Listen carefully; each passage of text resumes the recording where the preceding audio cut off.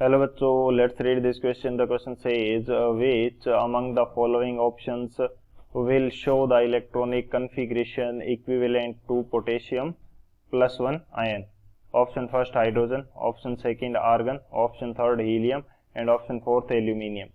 तो हमें इस क्वेश्चन के अंदर बोला गया है कि किस ऑप्शन का जो इलेक्ट्रॉनिक कन्फिग्रेशन है वो पोटेशियम प्लस 1 आयन के इक्विवेलेंट होगा। बात करते हैं हम लोग की कंसेप्ट की यदि बात की जाए की concept,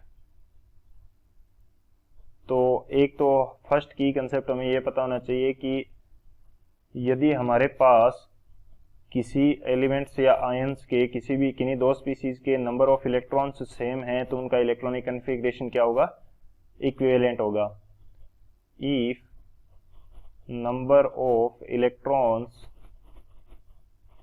electrons are same then electronic configuration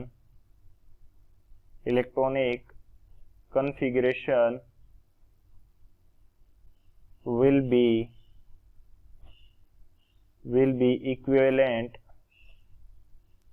equivalent for those species। तो उन स्पीसीज के लिए क्या होगा? इलेक्ट्रॉनिक कन्फिग्रेशन इक्विवेलेंट होगा। सो एक तो ये की कंसेप्ट हो गया। सेकंड हमारे पास क्या है कि यदि मैं मान लूं कि मेरे पास एलिमेंट x है, ये इलेक्ट्रॉन क्या कर रहा है? गेन कर रहा है। तो इलेक्ट्रॉन गेन करने का मीनिंग ये होगा कि ये इलेक्ट्रॉन के इक्वल चार्ज गेन कर रहा है। सो इसको रिलेटिव आयन के रूप में या वैलेंसी के रूप में हम शो करें तो ये क्या बना लेगा? x-1, क्योंकि इसके पास नेगेटिव चार्ज ज़्यादा हो जाएगा। और यदि ये क्या कर रहा है? इलेक्ट्रॉन क्या कर रहा है? रिलीज कर रहा है। इलेक्ट्रॉन इसने रिलीज किया तो इसका मीनिंग क्या हुआ कि एक इलेक्ट्रॉन के इक्विवेलेंट चार्ज जो है ये रिलीज कर रहा है। सो रिलेटिवली इसके ऊपर क्या हो जाएगा? पॉजिटिव चार्ज आ जाएगा। तो हम इसको रिप्रेजेंट करेंगे x+1 की फॉर्म में। सो ये हमारा मेन की कंसेप्ट रहेगा। इस की कंसेप्ट के अकॉर्डिंग हम इस क्वेश्चन को सोल्व करते हैं।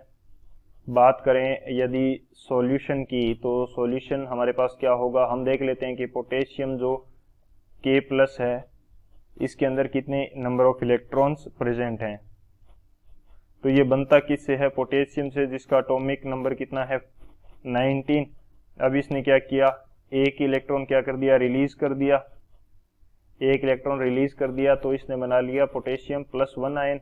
तो इसके पास नंबर ऑफ इलेक्ट्रॉन्स कितने हैं?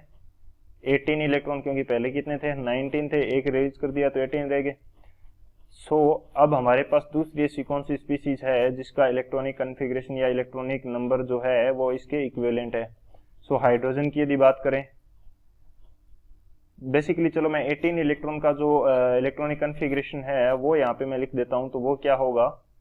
1s2, 2s2, 2p6, 3s2, 3p।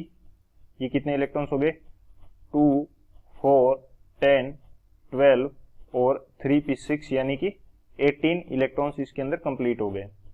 अब बात करते हैं हाइड्रोजन की। तो हाइड्रोजन का एटॉमिक नंबर 1 है, इलेक्ट्रॉन भी कितना हुआ? 1 हुआ। और कन्फिग्रेशन भी यदि मैं लिखता हूं तो ये मेरे पास कितना आ जाएगा? 1s1 आ जाएगा। आर्गन की यदि बात करूं तो आर्गन का एटॉमिक नंबर 18 है, यानी कि नंबर ऑफ इलेक्ट्रॉन्स भी इसके पास कितने हैं? 18 है। तो इसका इलेक्ट्रॉनिक कन्फिग्रेशन K+1 आयन के इक्वल आएगा।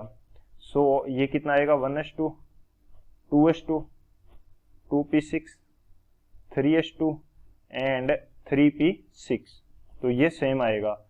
हीलियम की यदि बात की जाए तो हीलियम का एटॉमिक नंबर 2 है, यानी कि नंबर ऑफ इलेक्ट्रॉन्स कितने हैं? 2 है। और इलेक्ट्रॉनिक कन्फिग्रेशन क्या हो जाएगा? 1s2।